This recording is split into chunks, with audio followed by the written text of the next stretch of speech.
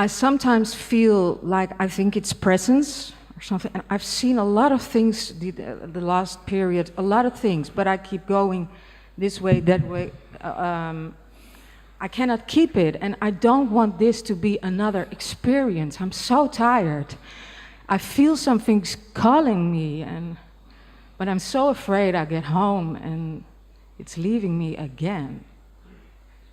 Well, that's what I want to say. Because every time it leaves, I panic. I completely panic. When it leaves, where does it go? Or where did it come from in the first place? Well, a lot of things, I think that this heart, this open, just happened. That's how, I did a lot of yoga, but it just suddenly happened. Now if a heart opens that was previously closed, it's possible that something may cause it to be closed again. It's like it's not its natural thing to be unchanging. It opened or it closed. So that's an action that you cannot totally rely on, you see.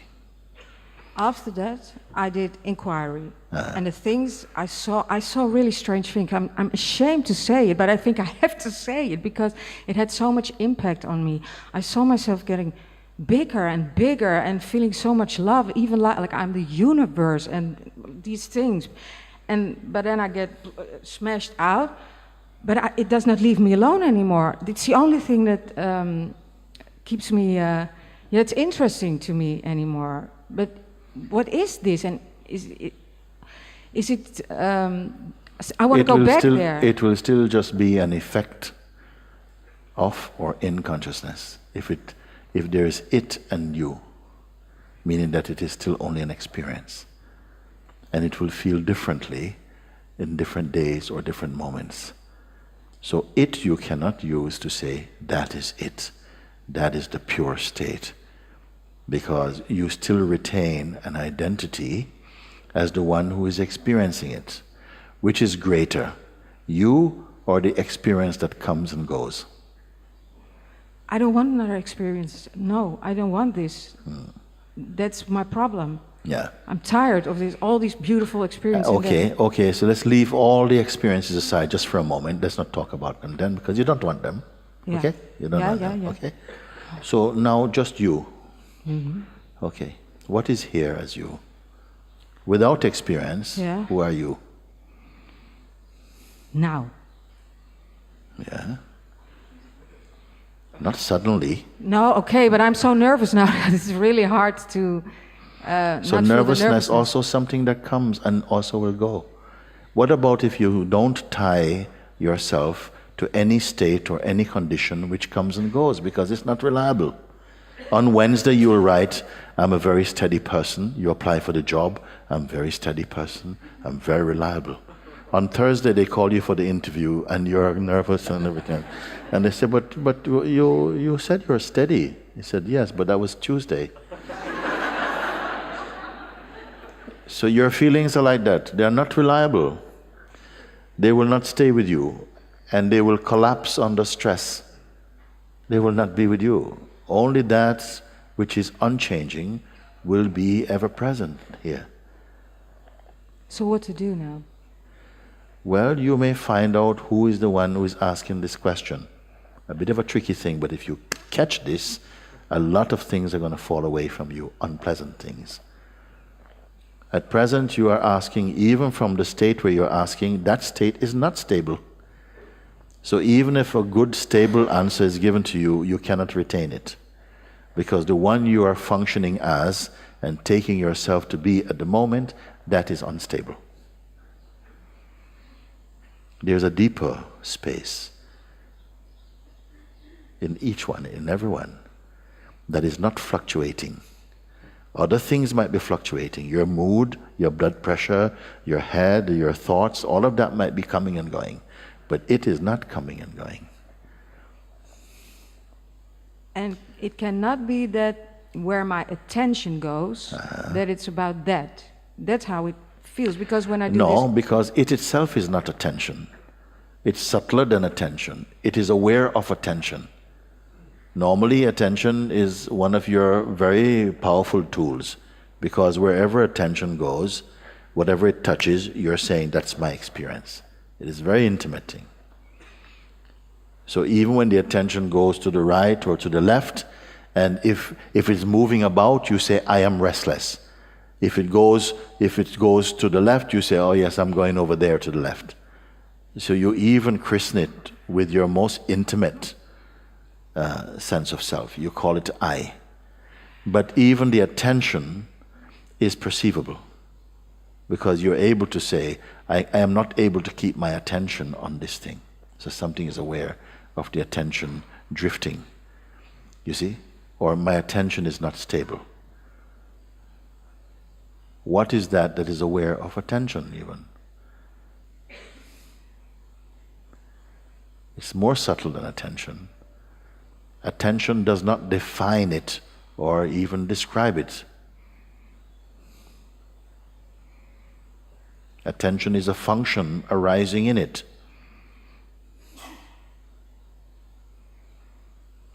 And can I say that these things that happened, why do they happen? I mean, do you understand? It feels like I want to go, of course I want to go back to feeling good. This I, you have not answered my question. Who is this I? Why should anyone take your I to be serious when you are not stable as I? You say one thing now, and in a short time your mood change, and you're speaking a different way. What is going to be reliable about this I? It is not as yet trustworthy. It is not stable. It is not firm. It fluctuates like your mood. But you identify with it.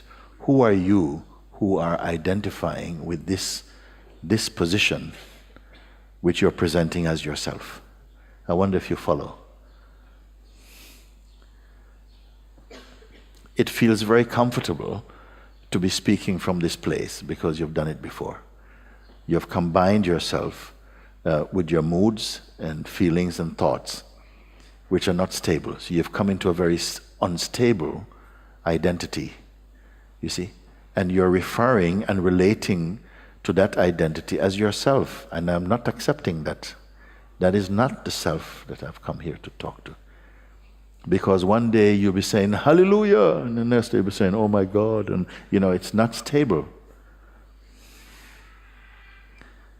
So this is a very, very important place to be right now. If you want to learn about you, where is your most truthful place? If you locate yourself merely in the realm of moods, you are not going very far. You're nowhere near your true state yet. You're still in the realm of fluctuation. Like this, like that, like this, like that. Unstable. That's not a blame.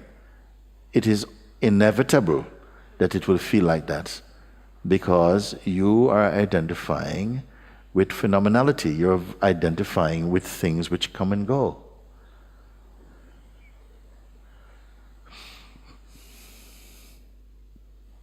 Why I can speak like this?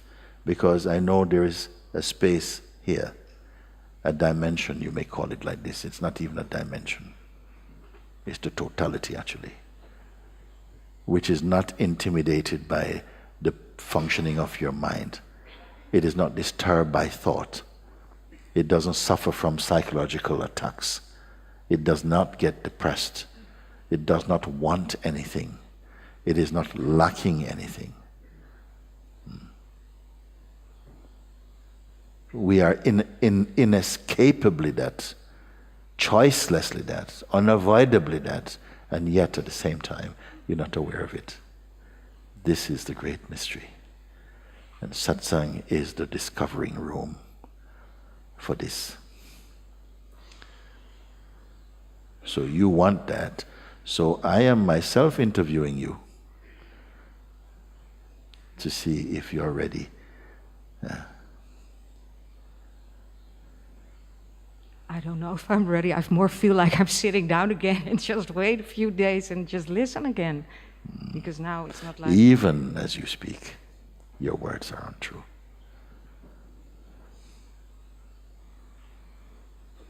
And who will speak differently? Because everything that comes from the person is unreliable. Maybe you have not sussed it yet, you have not recognized, because, somehow you have not been looked at so closely. And maybe this is why we are so afraid to be really met. I am here to meet you. But it has to be you beyond you. Because at the level that you have been living and engaging with life and interacting and so on, it is not yet coming from the deep truth of yourself. And it is okay, because the ego is the world's currency. Everybody knows this currency. We all talk to each other. Yes, what you going to do on Wednesday? Well, I'm going to do this and so on, as if you know. And, I am this, and this is the kind of type I am, and I'm a Christian, I'm a Muslim, I'm Hindu, and nonsense. You're not that. These are the costumes we wear, but who are you?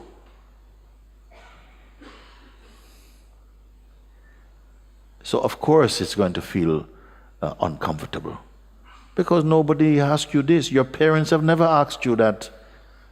You go for your job, nobody asks you. Your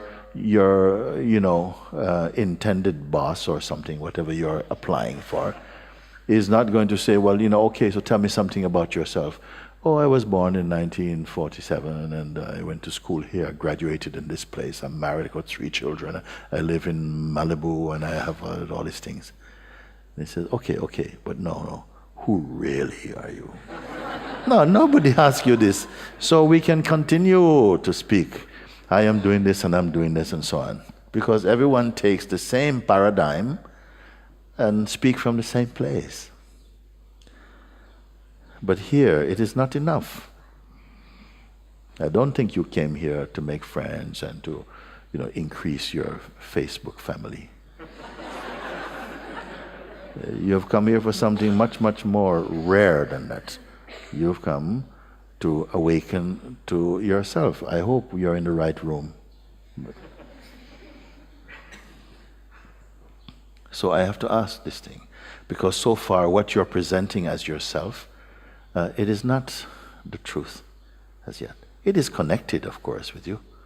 It comes through conditioning and all of these things, but it is not yet the truth.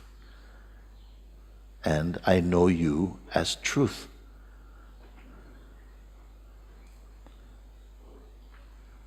I am not speaking to you as a person.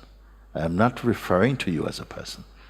I speak to you as consciousness, conversing with consciousness, about consciousness. How are you relating with me? See, I feel like this and I feel like... Yeah, but feelings are not anything so special. They're not truths. It might be true that you feel like this, but it's not a truth.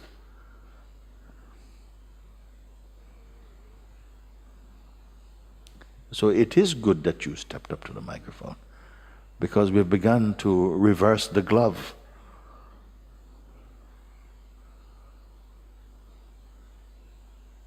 As it were. Reversing the glove. What it mean? Look from inside out, not from outside in.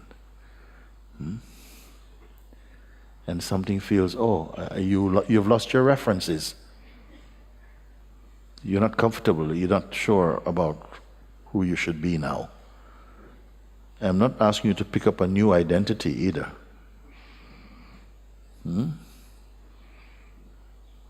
Could you possibly give a little chance to being without identity for a second or two? How would you speak if you had no identity? Well, of course, your mind is in trouble right now. You have no clue. It would mean, how would you relate as being? Well, being doesn't need to know how to relate. It's like walking. You go and walk. You don't say, left, move, right, now, left again, turn right. You don't do this. You just intend and it happens. It's the same in your beingness. You're just here. And you may say that the life is unfolding, but you're not especially entangled in that or looking to your actions and thoughts as a kind of report about who you are. Now, are you up for this? You see? Yeah, you have to be up for it. Otherwise, what? You've come here to just learn a few tricks or to learn something. I don't come here to teach anything. I don't regard myself as a teacher. I'm only pointing you out to something and show you that tremendous grace is with you to complete your seeing. And if you feel deeply confused, it might be one great step towards your own awakening.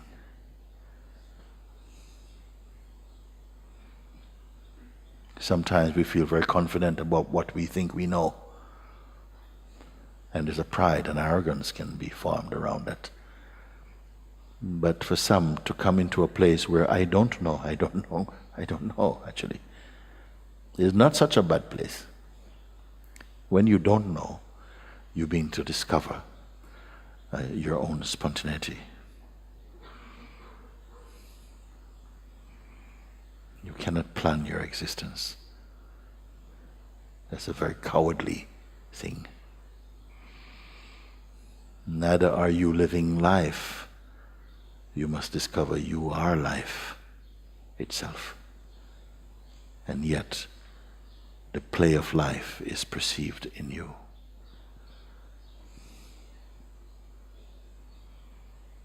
So where do we go from now, ma'am? I feel like I'm doing everything wrong now. Now I don't know what to do anymore, because I thought I'd do my meditation, I do inquiry. You are who? You are who? Who is doing all these things? You are who exactly? I know this is an unusual question, simply because you're not accustomed to hearing it. But I want to know, who are you precisely, who are doing all these things? The doer of all these things is who? Is it the Lord Himself? Is it the mind? Is it merely the body? Is it a blend of mind and body? Who is doing these things? And who or what is aware of the energy and the intention to do these things?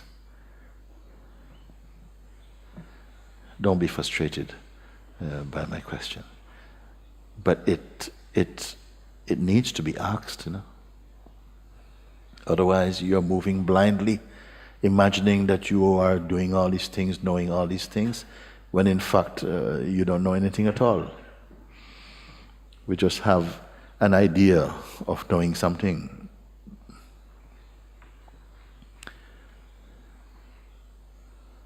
You can study yoga for as very much long as you want. And all these things, study all the scriptures, all the sutras, all the books you can study. And yet not be in the direct experience of this.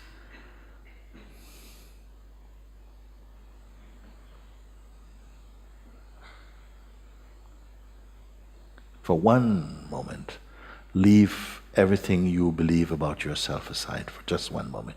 Can we try this before you sit down? I'll try. Are you open to this? Yeah, I want to. So. Yeah. So you leave everything aside just for a moment. Just don't engage with that. Meaning that don't hold on to any reference. Don't hold on to any reference like, okay, at least I know I am this and I'm that, and then I've got to do this and that, and I've done this and that. So don't hold on to anything at all. Leave your mind completely empty of all intentions, of all aspirations, even to be awakened. Just leave everything, just be completely empty of all efforts for a moment. Get back to ground zero.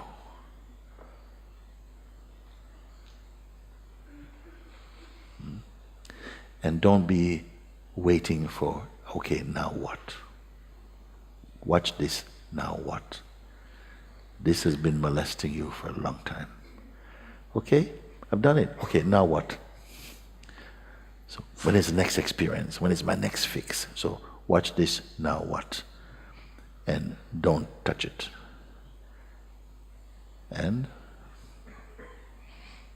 so don't touch any name, even your gender. I'm a woman, I'm so many years old, I studied this, I'm a mother. Leave all your labels aside. No labels, no tags.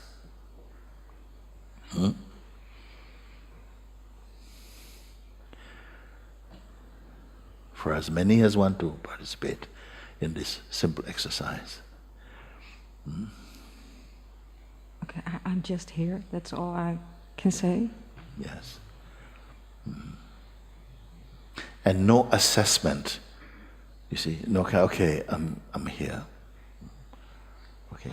Don't be here like you're doing something. Okay, I'm here. Don't be here like you did anything, because you're not doing anything. In fact, perhaps for the first time, you're not doing anything.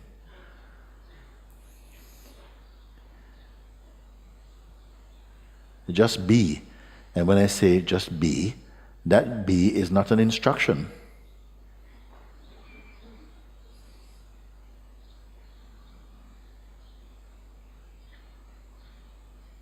If I ask you to simply be without identity, have I given you a task to do?